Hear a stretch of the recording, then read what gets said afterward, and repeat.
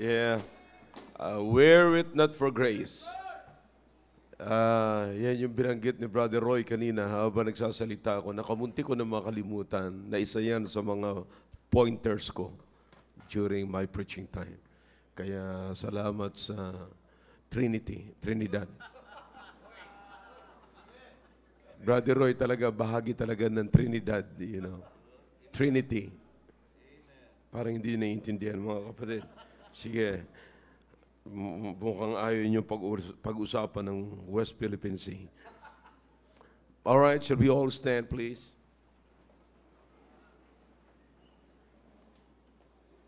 If you have your Bibles now, you turn your Bibles in the book of Deuteronomy. Let's start from the book of Genesis. Marami ho tayong pag-uusapan, marami po tayong titignan po ngayon, mga kapatid. But tonight, I'm going to talk to you about the urgence in the family. Urgence. You know, gusto ko lamang pong i-define sa inyo kung anong ibig sabihin ng urgent. You know, alam ko yung iba sa inyo ay alam nyo na kung anong ibig sabihin ng urgent, kaya nyo tagalugin. But, you know, ang pinakamaganda itong i-practice nyo lagi mga kapatid. No? I'm a pastor, I'm your pastor, and I'm your friend.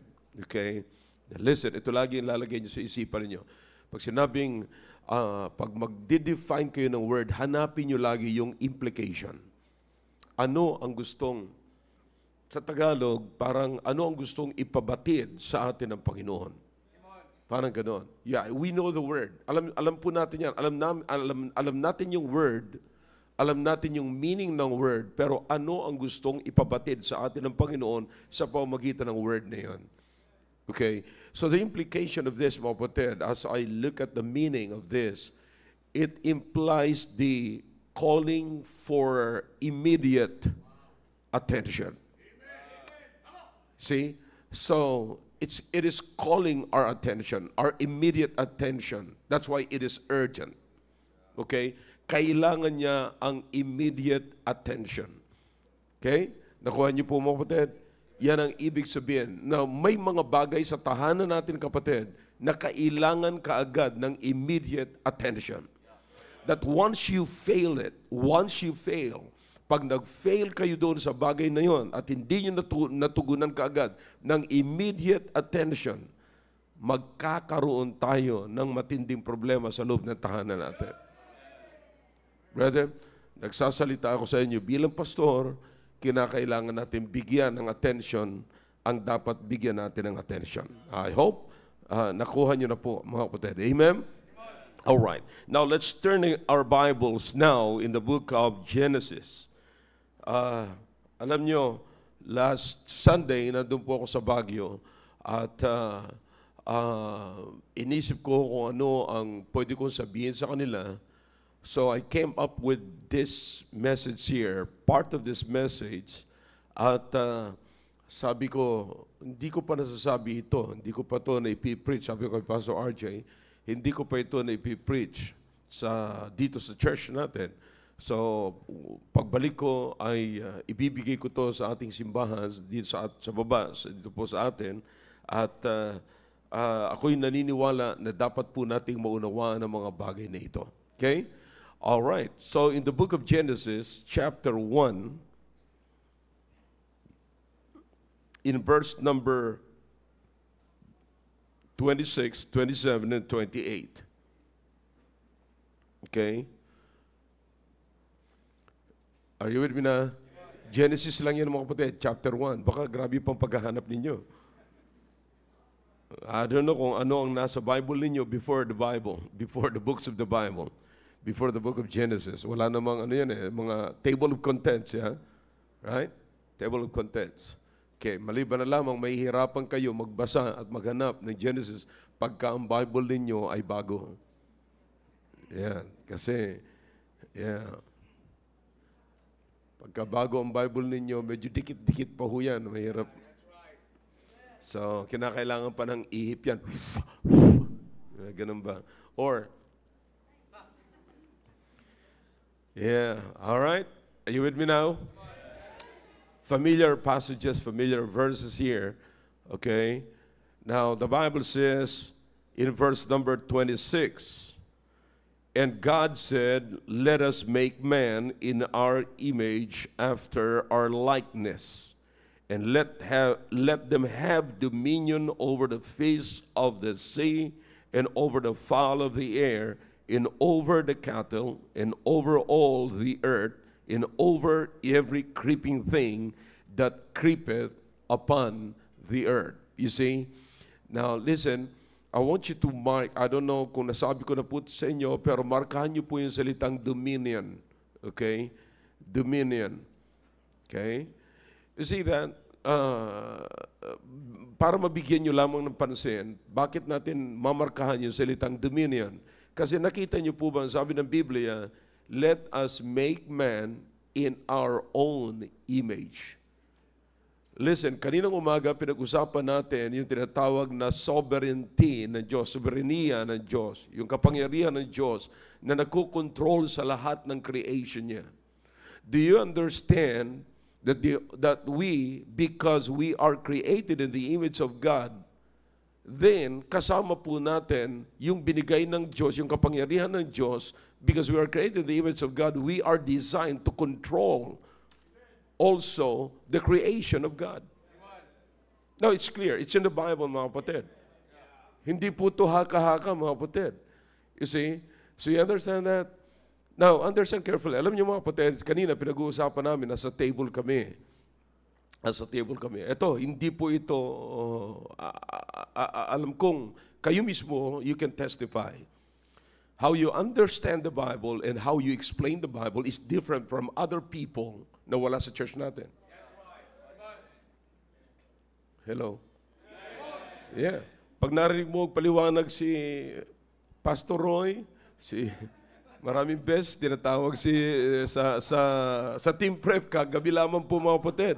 Amen, Pastor Roy. Sabi gano'n. Di ba? Marinig mo si Pastor Rudy. Pastor Rudy.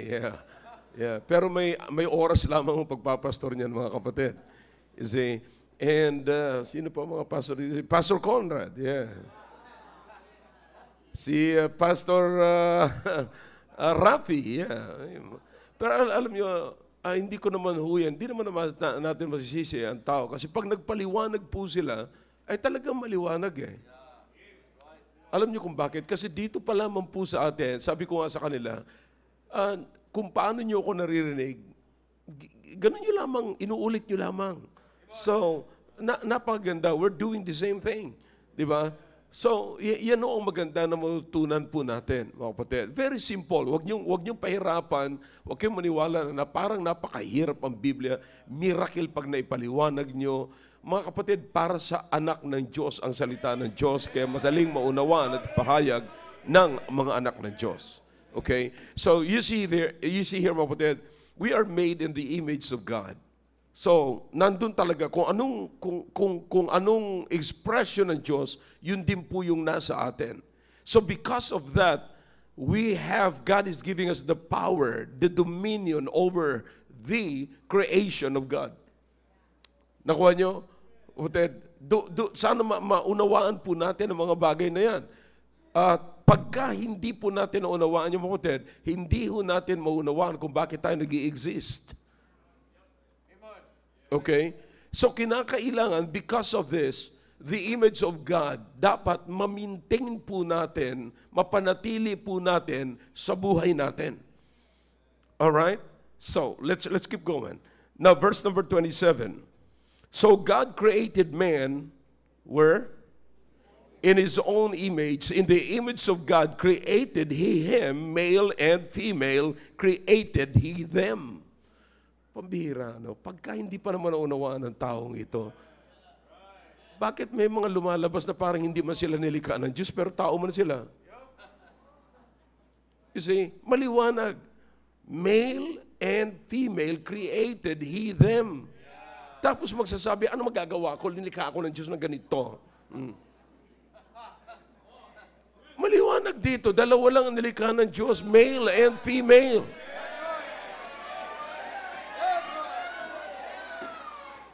Saan ka nang galing?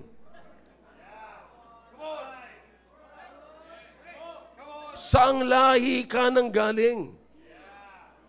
Kapatid, pero we cannot deny it na ang mga taong ito nag-i-exist sa pamamahay natin. We cannot deny it. May mga Pacifica Falayfay at mga sirenang gumagala-gala sa bahay natin, mga kapatid. Saan nanggaling ito?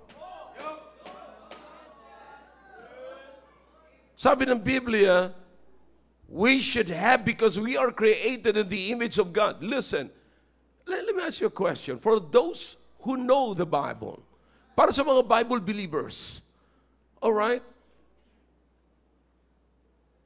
Masasabi niyo kaya itong mga taong ito,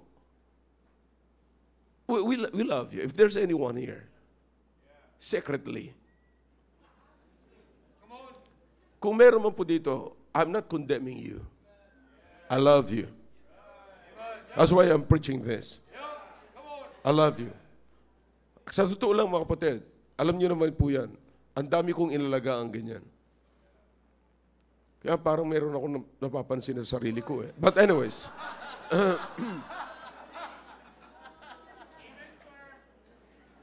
Amen. Yeah, no. Listen. So, alam niyo naman mga kapatid na marami akong inalagaan ganyan. See, mahal ko yan. Talagang sinasabayan ko. Sabi ko, let's do the push-up. Push-up kami. Takbo, takbo. Yun. Everybody, nakatingin dito lahat. Wala na kayo ko. Okay, hindi pa oras para manalangin. Yeah. Alam mo kung bakit ko ginagawa yan? Mahal ko kayo. Hindi naman dapat ako mag-push up ng ganung oras. Dahilan sa iyo, napapapush up ako. Lahat niyo po yan. That's why, ang tanong ko ngayon, paano nag-exist ito? We cannot deny it. They are in our home. They are existing in the families. So what happened now? So there must be something that is very urgent. Something that is calling our attention, our immediate attention. Don't delay. Wag ho nating i-delay. Wag ho tayo magsabing mamaya na o bukas na o saka na. Listen, fathers, it's time. Idilat natin ang ating mga mata. So you see here, mga kapatid, verse number 28, and God blessed them. Bless them. Who are the them? It's in plural form. Come on, talk to me if you can. You have your Bibles. Come on. The male and female. You see that? Si Pastor Dominic. Pastor Dom, yeah. Pero para mas bagay sa iyo, Monsignor Dom. Yeah. So you understand that? Alam niyo na kung paano sabihin, alam niyo na kung paano aralin ng Bible. You see that? Sino ang them na blessed ng Panginoon? The male and the female. There is nothing in between that is blessed. See? Sasabihin, ginaganyan niyo kami, anong tawag doon? Yung alipusta, what was that? Discriminate, yeah. Discriminate daw. Pero alam niyo mga kapatid, hindi tayo ang nagdi-discriminate. Sila mismo ang nag-discriminate sa sarili nila. Now, if God blessed the male and female, saan natin ilalagay sila na samantalang alangan naman pilitin ko, pag sinabi ko rito mga kapatid, pagpapalain ko si Roy, pagpapalain ko si Willie, eh paakit dito si Jel sasabihin na, ako rin. Hindi nga, dalawa lang ang pinagpala ko eh. Dalawa lang ang blines ko eh. So you understand what I'm saying? God bless the male and the female. There's nothing in between. Huwag niyong ipilit ang ilalagay niyo sa gitna. Because there is nothing in between. But again, they are existing within our families. then what are we going to do with that? Fathers, somebody's calling your immediate attention. It's a serious matter po ito, mga kapatid. So God created, and then verse number 28, God blessed them, and God said unto them, what? Who are going to be fruitful? The blessed. Hindi po ba napakaganda na ang magiging fruitful ay yung pinagpala? Mahirap ho ang magpapaka-fruitful o ang magiging fruitful ay yung cursed. Because the opposite of blessed is cursed in the Bible. Be fruitful and what? Look at your Bible. Give it a word. Shout it. How would you like the blessed to multiply? Di ba? Grabe. So, sino ho ang magmumultiply? Sino magiging fruitful? The blessed. Sino ho ang magmumultiply? The blessed. Ayaw nating dumami, mga kapatid, yung mga masama. Ayaw nating dumami, sabihin na lang natin, huwag na lang nating masyadong banggitin yung masama. Ayaw nating ma-multiply yung hindi blessed. Because that's not the plan of God. All right? Notice what the Bible says here. Multiply and what? Oh boy, I'm telling you. You have to cover the whole world, the whole earth with the blessed.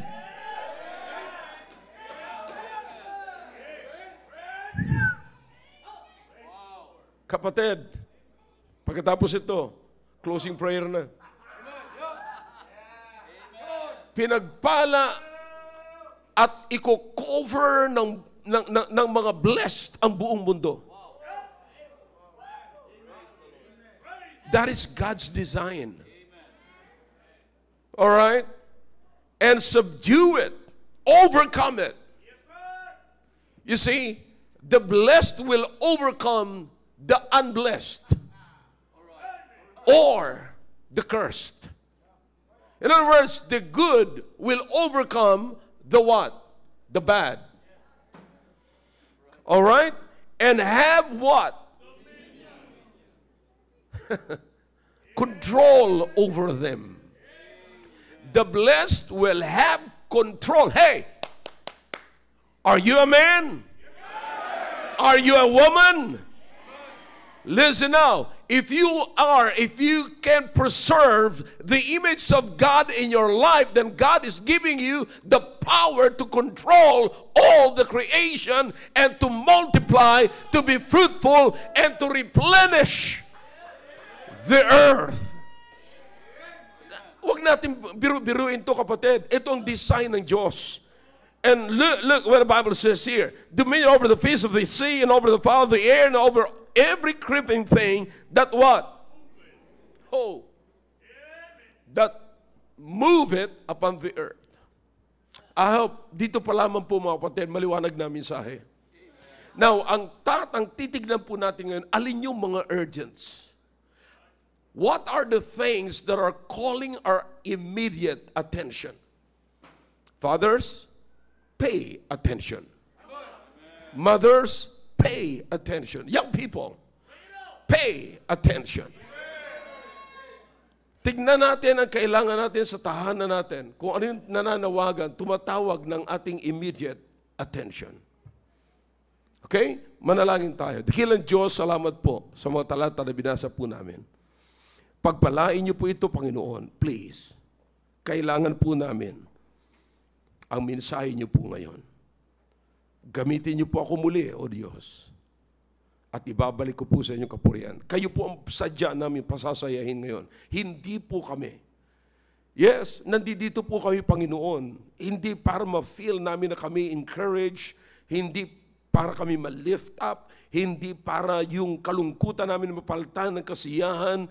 But primarily, nandito po kami to worship you. In other words, kayo ang pasasayahin namin para maging masaya po kami. That's the true happiness of God. True happiness is accomplishing our purpose. Oh God, please help us tonight. In Jesus' name, amen. All right, thank you. You may be seated. in the presence of our God. Now, dumako na tayo kaagad mga kapatid sa mga urgents.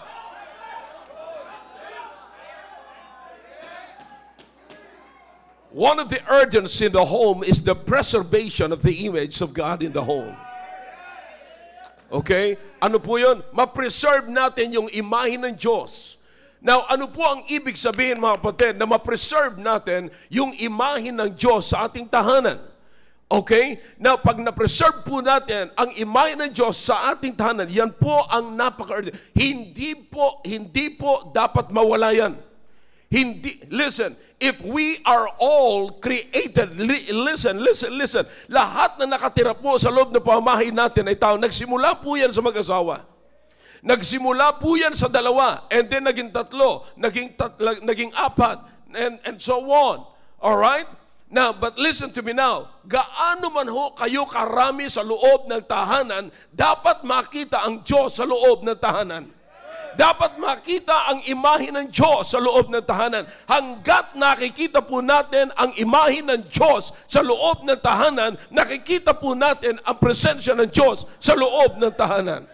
Ang problema po sa ating tahanan, pag hindi na ho natin makita ang imahe ng Diyos sa bawat nilikha ng Diyos, hindi na po natin makikita ang presensya ng Diyos sa loob ng ating tahanan. You see now this is urgent. You see, this kind of thing is calling our immediate attention.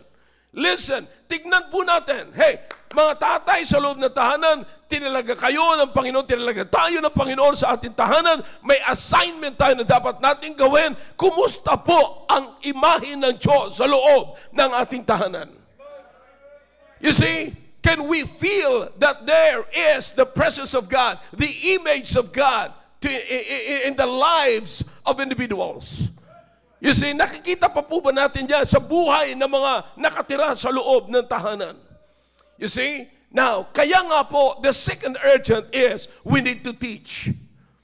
Alright? Now, para hindi po mawala yung imahe na yon, ma-preserve, kinakailangan ho maituro natin ang ibig sabihin ng pagtuturo, mga kapatid, maipakilala natin sa bawat miyembro ng tahanan ang totoo at ang tunay na Diyos. You see, no wonder mga kapatid, the Bible says, if you can turn your Bibles in the book of Deuteronomy, all right? Again, another familiar passage.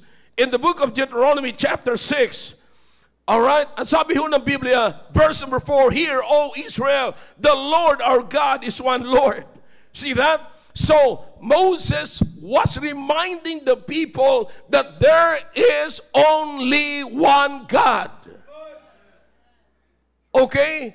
And then, they were commanded, there was a law, kapatid, that says, you should not have any other gods before me. Why is that? You've got to believe that there's only one God, the creator of the universe, the one who created the human being in the image of God. Kinakailangan ma-emphasize ng mabuti ang mabuti. And then the Bible says, and thou shalt what? This love, the one God, you should love this one God. You should love this one God. Thou shalt love the Lord thy God with all thine heart and with all thy might. You see, now akala natin, itong mga bagay na ito, mga kapatid, listen, itong mga bagay na ito, akala natin parang napakasimple lang. Pero akalain niyo, mga kapatid, kung paano binanggit ni Moses sa kanyang talata na ito, kung paano niya ni-repeat. Now, Moses was trying to exhort the people in the context of the law. Okay? Now, ano sabi po dyan? Thou shalt love the Lord thy God. That is a part of the law. I mean, I'm talking about the commandments. Are you familiar with that? Okay? Thou shalt love the Lord thy God with all thine heart and with all thy soul and with all thy might. What do you think? Urgent kaya ito? Importante kaya ito, mga kapatid? Listen, alam po natin, kapatid, na marami ng bahagi or marami ng tao ngayon na nakatira sa ating tahanan na wala na po ang pagmamahal nila sa Diyos. Come on, let's be practical, mga kapatid. Aminin natin ang totoo. Merong nakatira. Look, listen.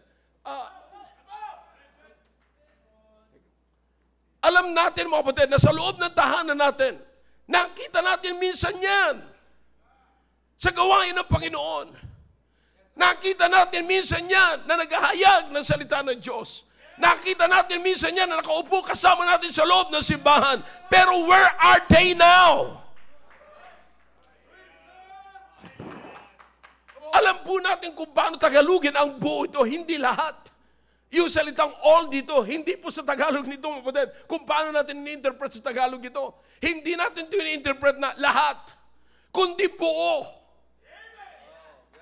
Mahalin natin ang Diyos ng buong puso. Hindi half-half. Ilan sa mga miyembro ng tahanan at miyembro ng pamilya natin ngayon, mga kapatid, na hindi na natin makikita ito. Makikita mo ang pagmamahal ng tao sa Diyos kung paano niya bigyan at pahalagahan ang Diyos. Madali lamang pong i-define ang pagmamahal ng Diyos. How do you define love sa Diyos? Love to God. Paano mo i-define yan? Alright, tignan mo kung anong ginagawa at kung paano niya pahalagaan ng Diyos. Young people, you understand what I'm talking about? Ang dami niyong kaagaw. Bawat young man, bawat young woman dito sa loob ng auditorium na ito, miyembro kayo ng pamilya ninyo at alam niyo kung ano ang kalagayan niyo at kung paano niyo pahalagaan ang Diyos sa buhay ninyo. Wow! The command is this. Love, love, love. Love. What is next? Okay?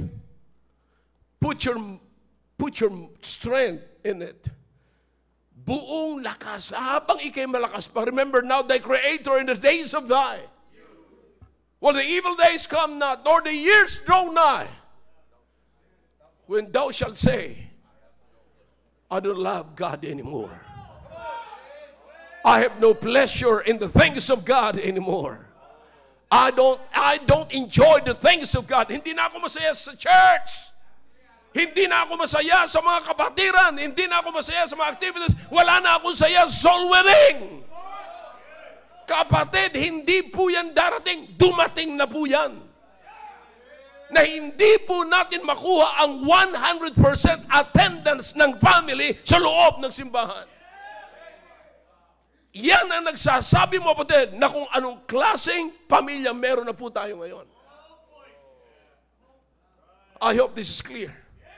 That's why, ano po ang urgent dito, mga kapatid? Ito po ang sabi ng Biblia. Verse number 7.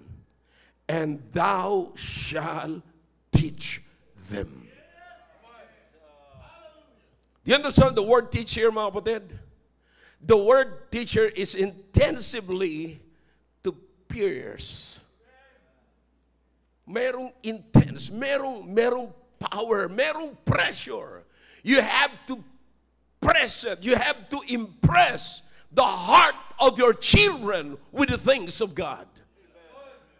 Kapatid, sino pa kaya ngayon mga anak natin, sino pa kaya mga kasama natin sa loob ng bahay ngayon na nai-impress pa rin sila sa preaching ng salita ng Diyos, nai-impress pa rin sila sa soul winning, na nai-impress pa rin sila sa mga kasuutan na para sa simbahan, mga kapatid, nai-impress pa rin sila sa choir, sa music and everything na ginagawa po natin na bahagi ng ministry o gawain ng Panginoon.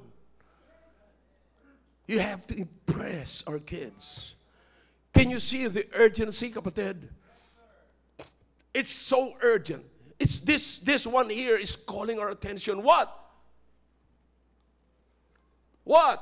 To teach our kids. Now, ano po ang ibig sabihin nito, mga kapatid? Listen. Ang tahanan natin, ang pagsisimulan ng tinatawag nating soul winning. Ano ba ang ibig sabihin ng soul winning? Ipinakikilala natin ang Diyos. Hindi po ba nakakalungkot na kapag ka ang tahanan, miyembro ng tahanan natin, sila mismo yung hindi nakakilala sa Diyos? Here is the principle. Bago natin katukin ang pintuan ng ating kapitbahay, katukin muna natin ang puso ng ating kasambahay. One more time. Bago natin katukin ang pintuan ng ating kapitbahay, katukin muna natin ang puso ng ating kasambahay. Para saan? Para sa Panginoon.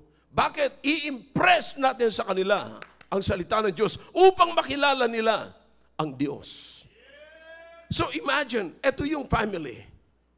Ipinakikilala natin sa pamilya natin, sinasabi natin sa kanila, anak, asawa, sino pa man nandoon. We are all created in the image of God. Dapat makilala sa atin ang Diyos. Dapat mula sa atin. Listen, the Bible is making us aware that we are all created in the image of God. And then the Bible says, pagkatapos natin makilala na tayo created in the image of God, look what the Bible says. Be fruitful, multiply, replenish, and then have dominion, control. So you understand the pattern, kapatid? Kapatid, this is urgent. This is urgent.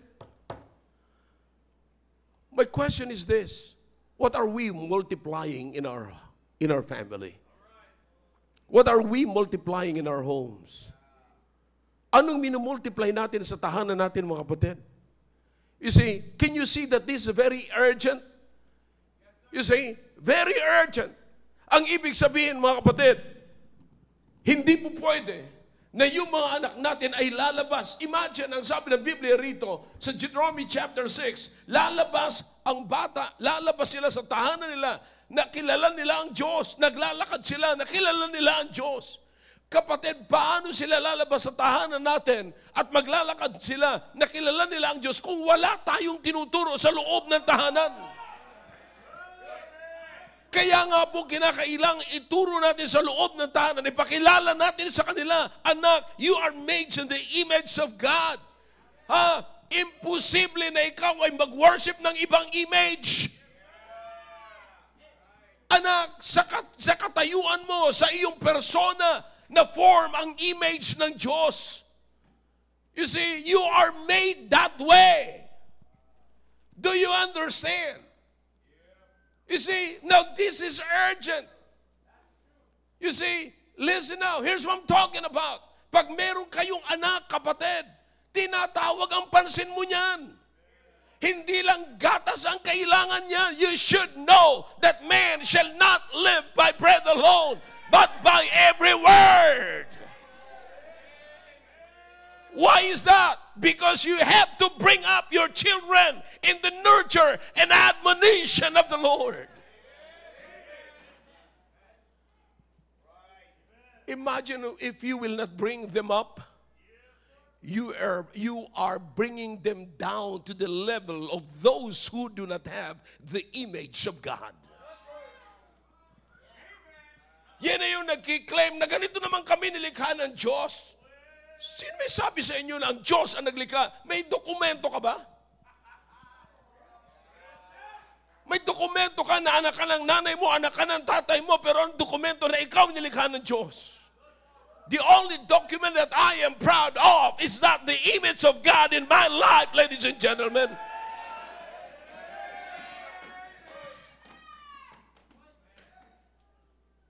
You are created in the image of God. Your kids is calling your attention. Listen. They're calling your attention.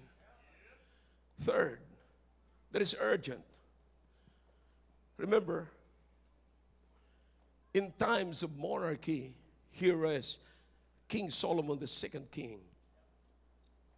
Or the third. Saul, David, and Solomon. Ano sabi ni Solomon? Proverbs 22, verse number 6. Train up a child in the way he should go. Now, what is this passage, this verse implying for us? In the way he should go. Yung trainer, alam niya kung saan niya papupuntahin yung bata. In other words, yung trainer, kapatid, knowledgeable. May knowledge sa Diyos. Sabi ko kanina, sa verse at sa Deuteronomy, teach pa lamang. Dapat nating makita mo pati ang pagkakaiba ng teaching sa training. Training involves yung lahat ng ating faculties, mga kapatid. Sa sarili natin bilang isang tao, galaw ng paa, galaw ng kamay, galaw ng mata, galaw ng tayo, everything. Because in that training, kapatid, diyan mo makikita sa training, mga kapatid, yung tinatawag nating testing. Alright? Testing. Now, bakit? You have to test. Kinakailangan i-test mo yung iyong anak kung gaano siya katibay mag-hold ng tinuturo mo. You see? Now, tinuruan mo siya. Habang siya nakaupo, nag-uusap kayo sa kwarto ninyo o sa sala ninyo, saan mo man siya tinuturuan? Alright, sa training, actual, ipinapakita mo na sa kanya kung paano niya gagawin. You see, marami mga bata na akala na kaya nila ang kanilang sarili. But do you understand, the problem is, yung duration kung paano nila ma-hold yung katotohanan na dapat nila at kailangan nila sa buhay nila. See, akala mo pag nakakita ka ng tao nagpo-push up, akala mo kaya niyang gawin. You see, pag nakakita ka ng tao naka-uniforme, nakaganon, gusto mo na rin mag-uniforme kahit hindi ka nga marunong mag-push up. So you understand what I'm saying? Gusto nating gayahin ang mga bagay, ang mga taong ganun, mga kapatid. Pero ang totoo niyan, kinakailangan makadaan tayo sa testing.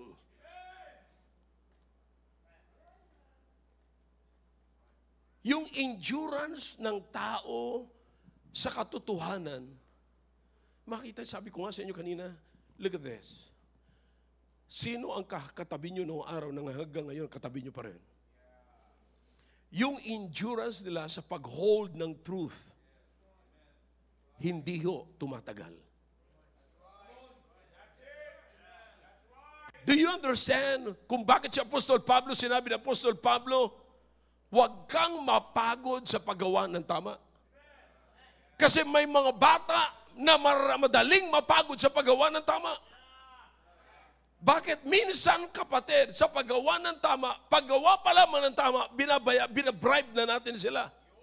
That is not a proper training. Proper training is applying what you have thought, what you impress into their hearts. You know ang proper training. Alright, let me see that. Kung anong natutunan mo. Let me see kung kaya mo na. Let me see kung ilang push-up ang kaya mo. Naalala ko minsan yung nagpapagawa tayo ng tiles dito, magpapatiles ako rito. Tinanong ko yung magtatrabaho. Bata pa siya, sabi ko, mabilis ka magtrabaho? Ah, yes sir. Ilan ang kaya mong ilatag na tiles sa buong maghapon? Sabi niya, mga 300 sir. Ho! Sabi ko, bilis nito ah. Sabi ko, totoo ba? Oh yeah, yes sir. Abay, sinubukan ko mga kapatid, hindi pa makalatag ng 30 tiles sa buong maghapon. Tapos nung tinitignan ko pa, mula ho rito, paakyat doon, pataas. Sabi ko, balak yata maglagay ng balcony ito doon sa dulo. Sabi ko, hindi po pwede yan, gibain mo yan. Sabi ko, hindi po pwede yan. Ay, na-offend sa akin, napikon sa akin. Sabi niya, ay di kayo na lang, sir. Sabi ko, loko ka, sabi mo sa akin, kaya mo maglatag ng 300. Tapos, sabi niya, kasi sir, matagal ako napatigil. Matagal ako nawalan ng trabaho. Sabi ko, nasa isip mo lang kasi yung 300. Pero ang totoo nun, hindi mo kayang gawin. You have to pass through the training. What do you understand? This is urgent. Teach is urgent. Training is urgent. Why? Baka hindi natin alam. Iba na ang napuproduce. Listen now, if you will not do that, once you fail, kapatid, here's what will happen in our homes. our homes will not be controlled anymore by those who were created and preserved the image of God in their life. Dapat ang magkukontrol sa loob ng tahanan ay yung mga nilikha ng Diyos at nag-preserve ng imahe ng Diyos sa kanilang buhay. Pero pag nag-fail po tayo sa bagay na ito, sino na ang magkukontrol? Sino na ang merong dominion? Sino na ang magiging fruitful? Sino na ang magmumultiply? Sino na ang magre-replenish? I hope you're following me. Here's the thing. Okay? Let me bring you sa result ng mga bagay nito sa life po, mga kapatid. Nang ang alam ko, familiar po sa inyo ito, sa buhay ni Manasseh. Tingnan niyo po mabuti, mga kapatid. All right. If you have your Bibles, you can turn your Bibles in the book of 2 Chronicles chapter 33. Listen to what the Bible says here. Let's study the Bible again. And let's take a look sa mga nangyayari po dito na nung hindi na po si Hezekiah na tinawag ng Diyos na manguna sa tahanan.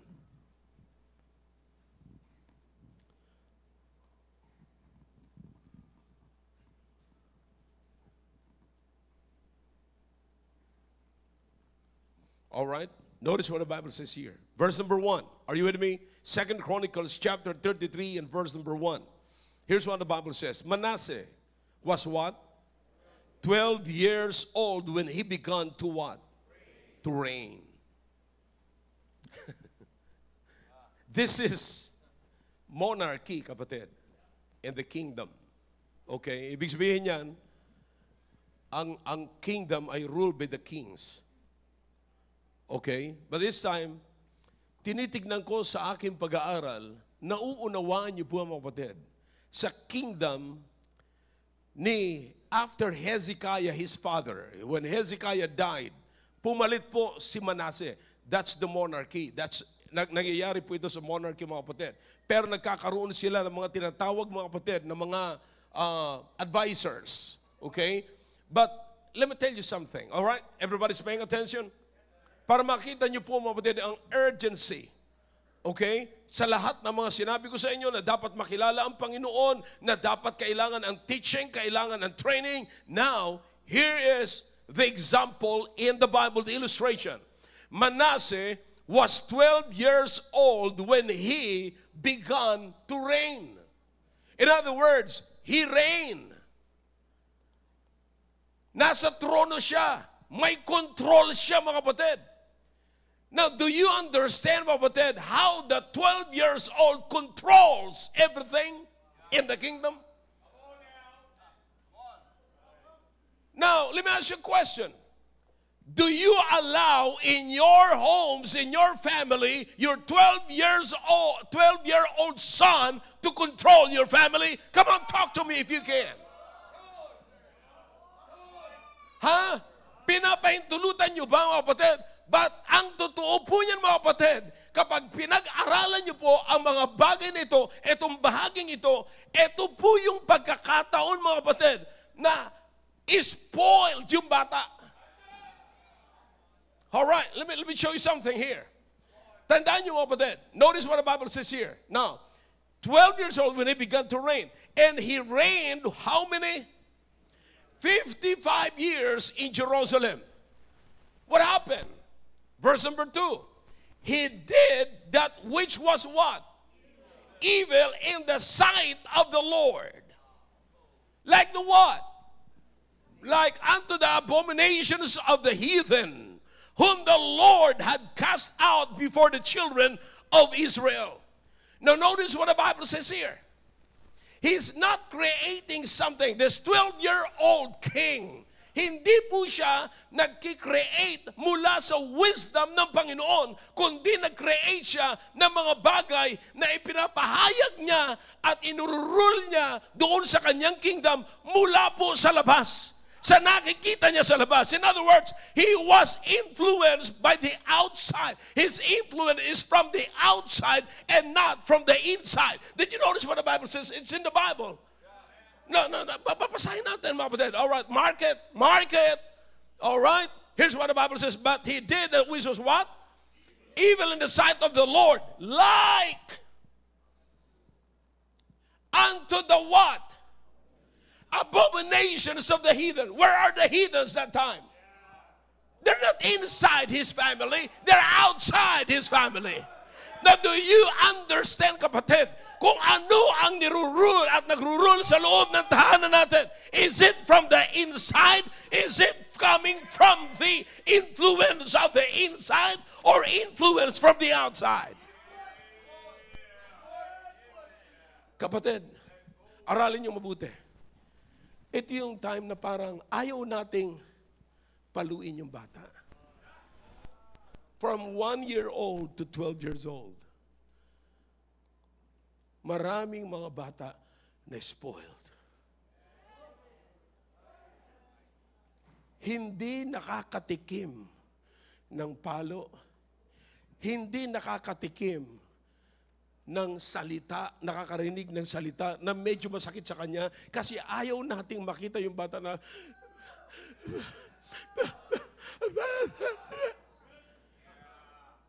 ito yung time. Come on, talk to me if you can. Ito yung time, mga kapatid, na makikita mo yung bata na nagaganito sa kanilang magulang. Ito yung panahon na yung bata mismong sa mall, sinasadya niyang magpasaway para maibigay mo ang gusto niya. Come on, talk to me if you can. Don't play like ignorant to what I'm talking about this evening. You're not. Amen? Maliwanag, kapatid. That's why, anong ginawa natin sa anak natin? Listen now, anong ginawa natin sa anak natin? Pinabayaan natin, mga kapatid. Saan nanggaling ngayon ang impluensya niya? Hindi nanggaling sa tatay, hindi nanggaling sa nanay, kundi nanggaling sa heathen sa labas. And now, ladies and gentlemen, we wonder what happened to our kids.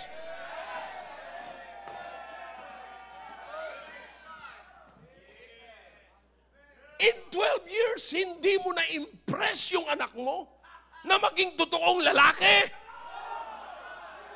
If you are a man, fathers, why don't you try to impress your kids, your boys, to be a real man?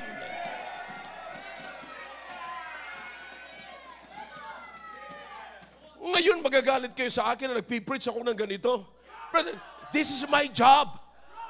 You better be thankful to God that I am your pastor and that you belong to the Christian Bible Baptist Church, the CSI family.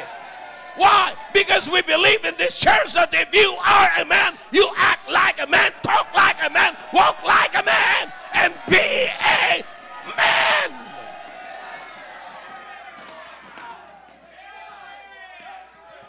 I'm sorry to some of you that you cannot shout.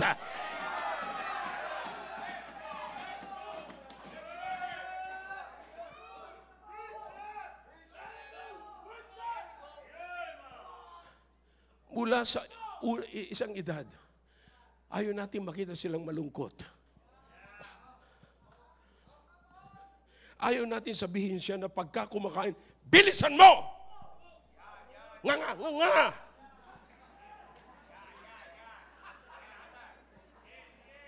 Pinapabayaan natin yung anak natin pagka ngumuya.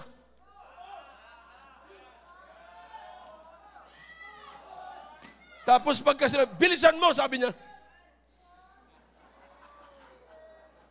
Sounds familiar? Come on, parents, talk to me.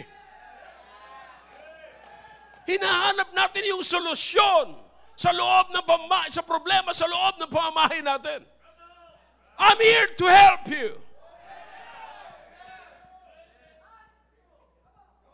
Tapos na ang lahat. Sa almusal, mananghalian pala, mananghalian na, nandun pa rin yung anak mo.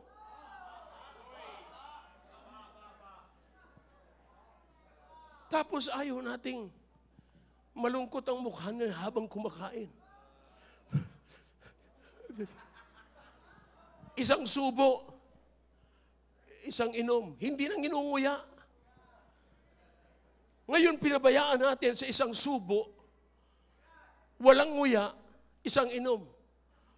Ngayon, nasanay siya, isang subo, kuha ang cellphone, tingin. Alam niyo kung saan nangyari? Listen to me now. You better believe me. I'm counseling people. Tinatanong ko yung mga batang nagkakaganito kung ano ang nangyari sa kanila. Saan mo nakuha yan?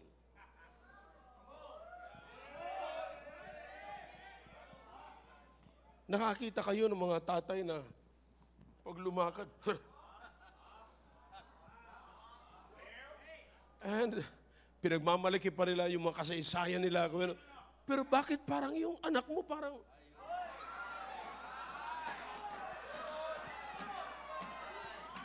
Ang tanong, anong anyari? Saan ang galing yan?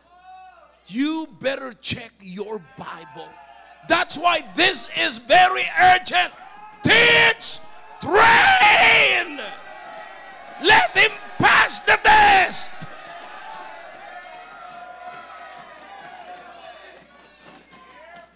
Pag nagkamali, patayuin mo. That's testing. Hindi patayuin mo gano'n. Abay, pag umekis ang legs niyan, mga kapatid, habang pinapatayo mo, delikado yan. It should be like this. Pagka siya may napagod at nahimatay, dapat ganun, pantay. Hindi yung...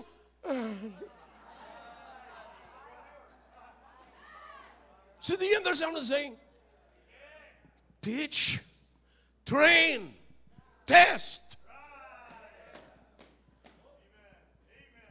Listen now. This is so urgent.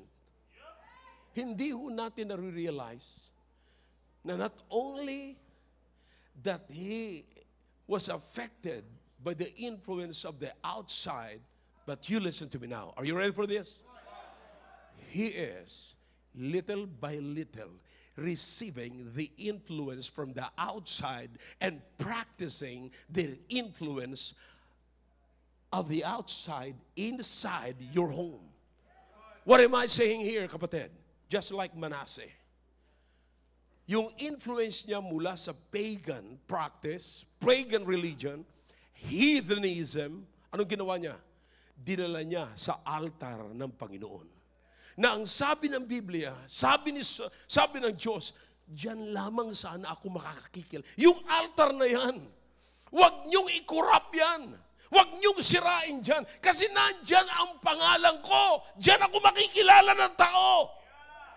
Kapatid, let me ask you a question. Alin pa sa bahagi ng tahanan ninyo na nakalagay at makikita pa natin ang presensya ng Diyos? Meron pa ba? Baka hindi nyo nalalaman, kapatid, hindi nyo namamalayan, unti-unti nang binubura ng anak ninyo.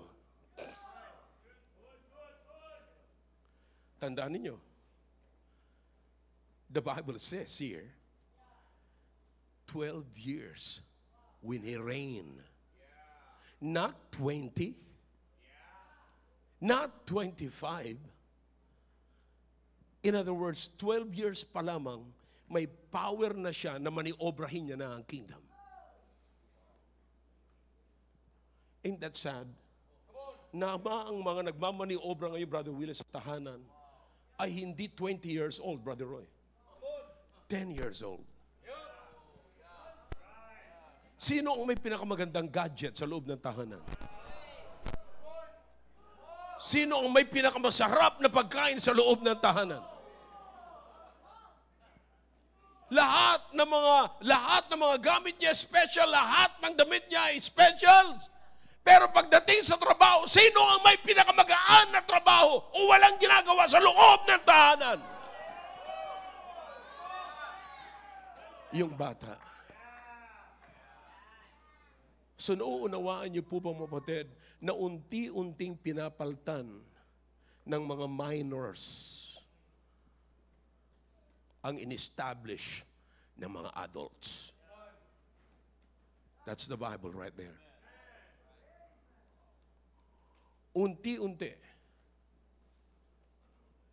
unti-unting pinapaltan ng mga minors yung mga in-establish ng adults. Let me ask you a question. Kayong mga kabataan ngayon. Ano sa palagay niyong influence meron kayo ngayon sa buhay ninyo? Alin ang mas may mabigat na influence sa buhay niyo na meron kayo ngayon? Mula sa tatay ninyo o mula sa classmate ninyo? Mula sa tatay ninyo, sa magulang ninyo, o mula sa mga nakikita at napapanood ninyo? Bakit mo kayatang paano magkakaroon ng mahaba at malaking impluensya ang Diyos sa buhay mo kung bahagya ka ng magbuklat ng Biblia sa araw-araw ng buhay mo? How will you expect? Mas matagal ka dito na tumingin, mag-scroll sa mga reels, mga kapatid, kaysa mag-scroll sa reel.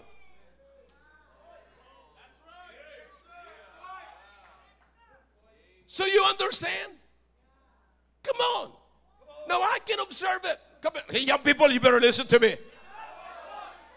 Naghihintay lamang kayo. In fact, offering time pa lamang, hinihintay nyo lang matapos ang service, hinihintay nyo lamang matapos ang preaching, and then dudukutin nyo na ngayon yung cellphone niyo at magsisimula na kayong tumingin cellphone nyo at mag-message. Na ang buo, na para bang sinasabi nyo sa akin, baka magutom si Papa. In other words, parang kayo nagpapakain sa pamilya ninyo. Kayo yung parang busy, grabe. Samantalang si Papa ninyo, Mama ninyo, hindi talaga nakikinig ng mabuti ng salita ng Diyos, ng preaching, at pinapatapos, ini-enjoy. Listen, young people, huwag niyong sayangin ang panahon na ini-impress sa inyong mga puso ng mga magulang ninyo ang salita ng Diyos at ang gawain ng Diyos at ang totoong persona ng Diyos sa buhay ninyo.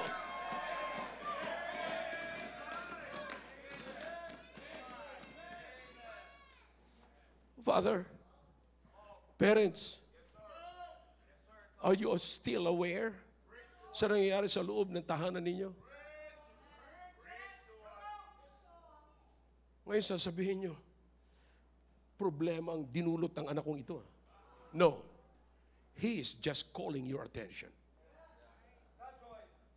Kaya nga ngayon yung wala pa sa ganung klaseng sitwasyon,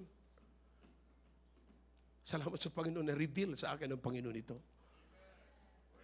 Ngayon nire-reveal ko, ino-open ko sa inyo, ina-unpack ko ito sa inyo para makita ninyo na tinatawag na ang inyong attention. Immediately. Immediately. Now! God was simply saying, hey, do something. Make an action. Ngayon nakita mo na yung problema sa anak mo, anong action na tinitake mo?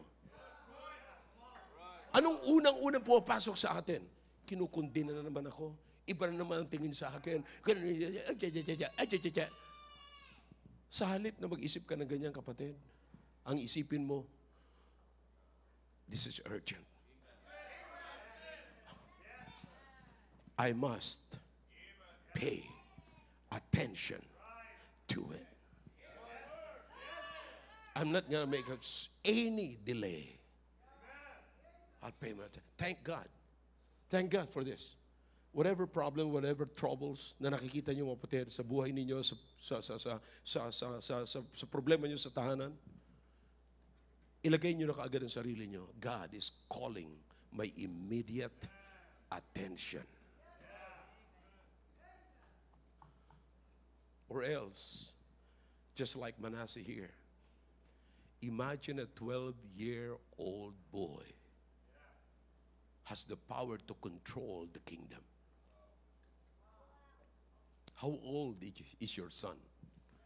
Lalong-lalo na ngayon pagka medyo kumikita na ang anak ninyo.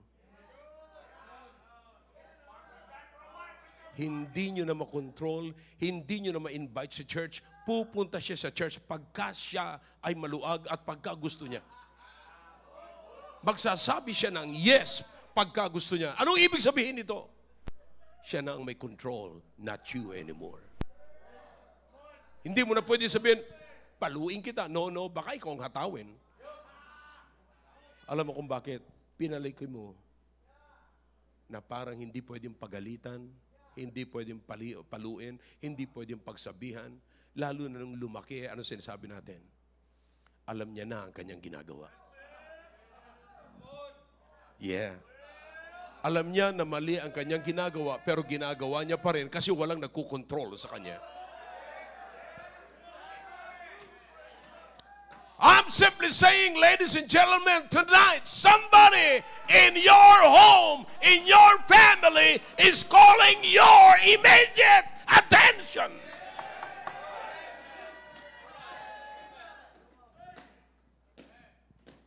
I beg you, parents. I'm your pastor. I'm your friend. I love you. Check it out. Pag-uwi ninyo, ngayon sa altar, pwede yung kausapin, I'll give you time. Tawagin yung buong pamilya ninyo, kausapin nyo rito. Is there anything within us, in our family, that is calling my attention? Meron ba? Nasaan yung anak ko ngayon na dating pupunta sa church, ba't hindi ko na makita sa church? He's calling your attention. Nasaan yung aking anak na dating sumasama sa soul winning, active sa gawain ng Panginoon, masaya siya, pagkagaling sa trabaho, diretso sa church, ngayon wala na, hindi ko na siya makita. He is calling your attention. He is calling your immediate attention. I don't know about you, brethren. Aralin niyong mabuti yung mga urgents in your family. There are many. There are many.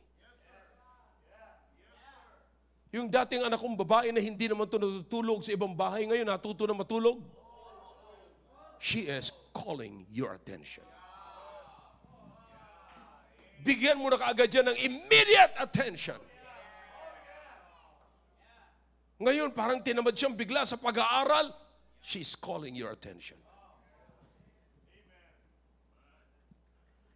Yung mister ko na hindi naman dati nag-overtime, ngayon panay na ang overtime.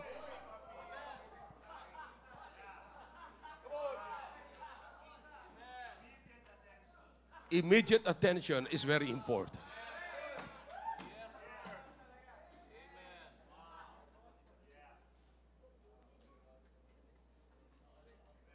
Sabi niya, naghatid daw ng mga bisita pero ang tagal bumalik.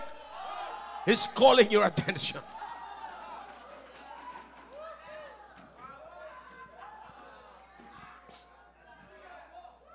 Seriously, brethren, let's bring them in the altar at tignan natin. Is there anything within our family that is calling my attention? Huwag natin laruin mo. This is a serious matter.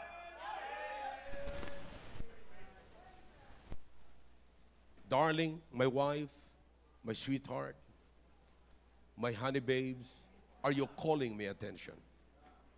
Let me know. Sweethearts, yung mga anak ko, are you calling me attention? Salamat sa Panginoon. Kung ano mang problema nakikita niyo sa loob ng tahanan ng mga kapatid, ni-reveal yan sa iyo ng Panginoon para tawagin ang immediate attention mo. Huwag mong palampasin ngayon. Or else, merong 12 years old na magre-reign sa loob ng pamamahay mo. If you want to avoid these young ones to rule over you, then go teach, train, and test. How long they can bear the truth. How long they can hold on to God. Brethren, simple message tonight. Pero nawa ay nabuksan nito ang puso natin at nakuha ko ang inyong attention ngayon to pay attention to the urgents in the home. Shall we all stand, please? Father, thank you for your words. Bless your people tonight. Salamat, Panginoon, na ipinagkaloob niyo po ang biyayang ito, na marinig po namin ang inyong salita at maging aware po kami sa nangyayari sa loob ng tahanan po namin. Yes, oh God, there are so many things in the home that we need to pay attention immediately. Kailangan po namin. Naway, wag po kami magbulag-bulagan. At anuman ang nangyari sa amin, hindi po namin ito palalampasin, kundi ituturing namin, ito'y panawagan niyo po na kailangan kami mag-take ng action tungkol sa bagay na ito. Please, patuloy kayong mangusap sa inyong mga anak, Panginoon. Habang nakayuko ang inyong mga ulo, nakapikit inyong mga mata, kinakausap kayo ng Panginoon sa pamamagitan ng mensaheng ito, then let's do something, let's make business with God. Seriously. Seriously.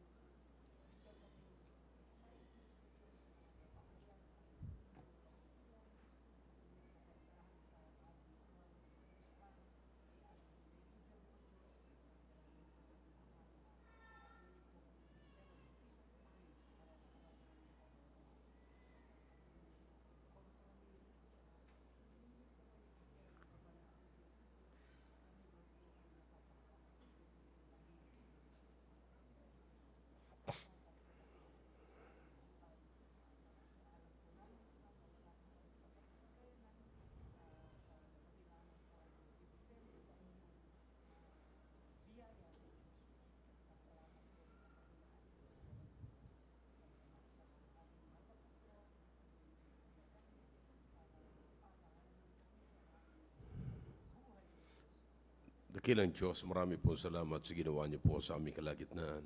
Salamat sa nakita niyo po na mga pamilya na lumapit po rito, kasama ang kanilang mga anak. Salamat, Panginoon, na sa ganitong pagkakataon, nagkakaroon ang bawat pamilya ng pagbulay-bulay sa mga bagay na nasa loob ng tahanan na hindi po dapat namin makita, pero hindi po namin mapapagkaila, Panginoon, na maliwanag sa aming mga mata.